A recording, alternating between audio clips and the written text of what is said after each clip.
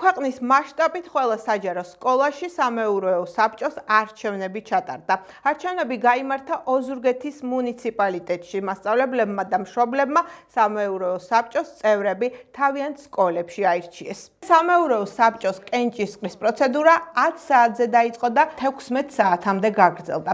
ოზურგეთის მუნიციპალიტეტში 42 საჯარო სკოლაა და შესაბამისად 42 საარჩევნო უბანი იყო გახსნილი. 286 ასარჩევი პირიდან ოზურგეთში 331 იყო დარეგისტრირებული. ოზურგეთის საგანმანათლებლო რესურს ცენტრის ხელმძღვანელის ლალი სიჭინავას ინფორმაციით, კენჭისყრის პროცესი ყველგან შეუფერხებლად ჩატარდა.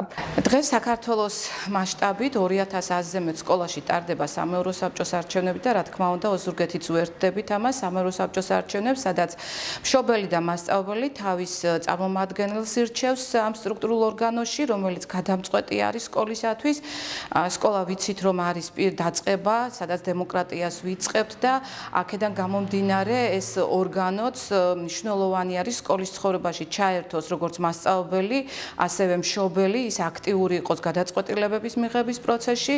შესაბამისად, ჩვენ ვთვლით რომ ამ პროცესებს მხარი კარგად დაუჭირეთ. სულ ასარჩევი იყო 286 კანდიდატი, აქედან 331 არის რეგისტრირებული.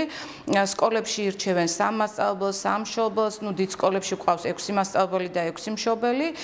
მოსწავლე უერთდება ეს ოქტომბრის თვეში, სწავლის დაწყებიდან 1 თვის განმავლობაში მოსწავლეთა თვითმმართველობის არჩევნები იმართება და მოსწავლეთა თვითმმართველობის თავმჯდომარე ავტომატურად ხდება სამეურვეო საბჭოს წევრი.